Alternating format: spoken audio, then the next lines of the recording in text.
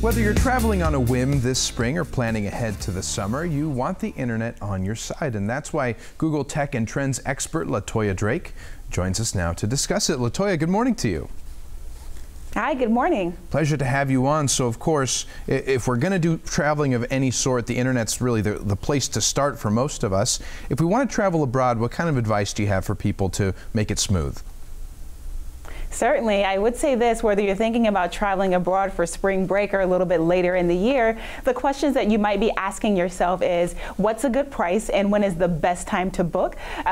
Before we get into some of those tips and how to really manage yourself while you're there, let's talk about making sure you're spending the right amount of money to get there. Best place to start there is Google Flights. If you don't know what country you want to go to, you can just put in Tucson, for instance, and say, I have $400 to spend. Where might I go? And it will then give you a list of locations that you can go to that are within your budget. You can also see insights that will tell you, is the price likely to stay about this amount? Will it go up next week?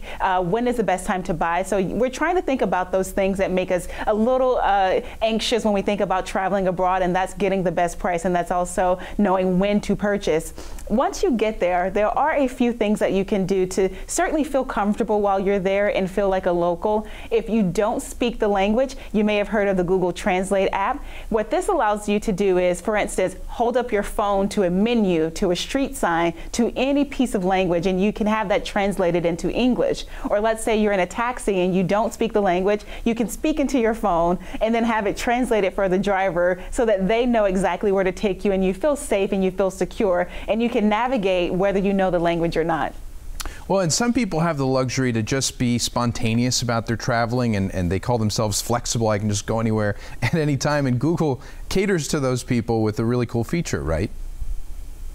Absolutely. We like to call this, if you are very flexible and you're that person who can go wherever you want and you're just saying, hey, I'm here for it, just tell me where to go and I'm going. There are things you want to do when you get there. You want to probably feel like a local and not so much like a tourist if you're the type of person who will just go wherever and feel comfortable. There is a feature within Google Maps if you are that person, and it's all our local guides, which are, again, they are created by people who live in these particular markets, and it gives you the exact places to eat, what are the great restaurants that locals are going to, where are the nightlife opportunities, where can I hear music, or if I'm going with a family, where are some good family destinations. So this is for the spontaneous person who's not going to plan a lot in advance. They just want to get there and not have the tourist sign on. They want to say I'm a local. It's a great feature to really blend in and live as if you are from that area. Mm-hmm. Well, and especially if traveling alone too, security can sometimes be a concern, but there's a great way for your family and friends to sort of keep tabs on where you are.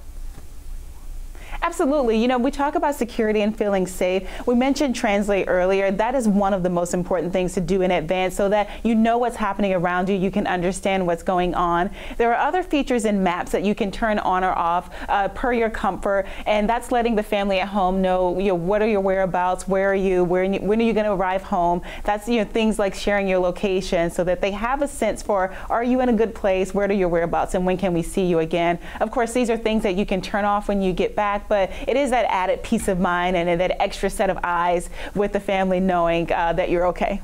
Just one of the many convenient features that Google offers. Thanks so much, LaToya. Thank you. Stay where you are. We'll be right back.